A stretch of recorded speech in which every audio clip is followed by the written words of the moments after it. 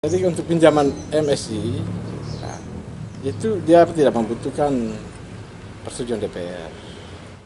Pemerintah Kabupaten Flores Timur berencana melakukan pinjaman ke PT Sarana Multi Infrastruktur atau PT SMI sebesar 100 miliar rupiah untuk kepentingan perbaikan infrastruktur. Kebijakan yang diambil Bupati Flores Timur ini mengingat banyak kondisi infrastruktur yang butuh perhatian pemerintah daerah. Usulan ini pun muncul setelah adanya penarikan atau pengembalian dana alokasi khusus atau DAK ke pemerintah pusat untuk penanganan pandemi COVID-19. Bupati Flores Timur Antonius Gege Hajon mengatakan kebijakan yang diambil ini untuk kepentingan masyarakat dan tidak perlu mendapatkan persetujuan dari lembaga DPRD terlebih dahulu. Sebab menurut Bupati Anton ini masih dalam tahap pengajuan. Kalau kita pinjamin untuk apa? Untuk kepentingan masyarakat. Pembangunan infrastruktur. Dari manfaat keuangan uang yang dipinjam itu Pak Bupati, apakah konsekuensinya kita harus bayar kembali itu? Itu kan biasa pinjaman berbayar kembali. Gitu. Jadi untuk pinjaman MSI, itu dia tidak membutuhkan persetujuan DPR. Itu tidak ada soal. Tapi jangan bawa ke jangan apa ya, seakan-akan saya atau apa harus membutuhkan persetujuan DPR, itu tidak. Sejarah keluarnya ini kan setelah COVID. Ketika waktu itu kan dana DAK juga ditarik semua ke pusat. Antisipasi pembangunan di wilayah bagaimana infrastruktur. Nah, maka pemerintah dorong model pinjaman ini. Hal ini pun mendapat tanggapan dari anggota DPRD Flores Timur. Rovinus Kabelen, Ketua Komisi B yang menaungi bidang infrastruktur di DPRD mengatakan, apapun yang dilakukan pemerintah yang bersifat untuk kepentingan rakyat, DPRD secara lembaga pasti menyetujuinya. Namun terkait rencana pemerintah daerah untuk mengajukan pinjaman 100 miliar ke PT SMI, wajib dibahas terlebih dahulu di lembaga DPRD. Namun hingga saat ini, lembaga DPRD belum mendapatkan pemberitahuan.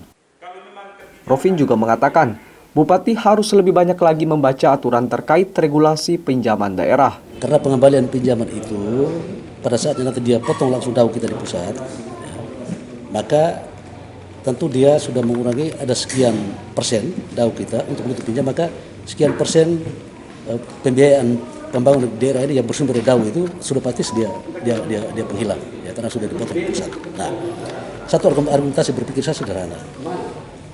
Untuk menutupi DAU yang sudah dipotong, sudah dipangkas untuk dalam kerangka pengembalian pinjaman, maka kita kemudian ada satu langkah saya kira menjadi sebuah keharusan, itu bagaimana kita memacu PAD kita.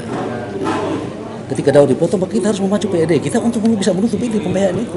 Ketika DAU kita sudah potong, maka ada kegiatan yang sebenarnya dibiayai dari DAU yang sudah dipotong harus di-cover melalui PAD kita, tapi PAD kita masih seperti ini. Ya, sehingga saya kira kita harus realistis juga melakukan pinjaman kebaikan untuk daerah, ya, tetapi kita realistis lihat dengan keadaan kita, dan yang kedua ya kita ikut aturan main sehingga jangan salah.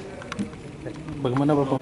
Ya, soal akhir masa jabatan itu juga sebetulnya satu indikator, tetapi itu tidak menjadi sebuah keharusan. Ini kan tergantung political will saja. Mohon baik kemudian dengan mempertimbangkan semua aspek. Soal awal masa jabatan atau akhir masa jabatan itu bukan tidak sesuatu, tapi kalau saran saya sebaik-baiknya itu harus dipikirkan ketika awal masa jabatan. Hal yang sama juga diungkapkan oleh mantan Ketua DPRD periode 2014-2019, Ketua Fraksi Golkar Yosep Sanibetan. Sanibetan mengungkapkan rencana pengajuan pinjaman daerah ke pihak ketiga memang harus direncanakan dan dipikirkan secara baik. Pemerintahan terdiri dari eksekutif dan legislatif. Sangat tidak elok apabila seorang pemimpin daerah berbicara begitu.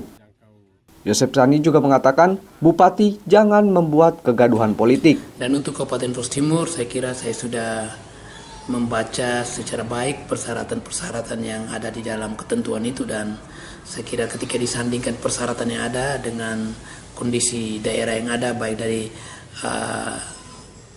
pemenuhan persyaratan-persyaratan itu sendiri dan kemampuan keuangan terkhusus dari pendapatan asli daerah kita juga, saya kira kita tidak memenuhi syarat untuk kepentingan itu.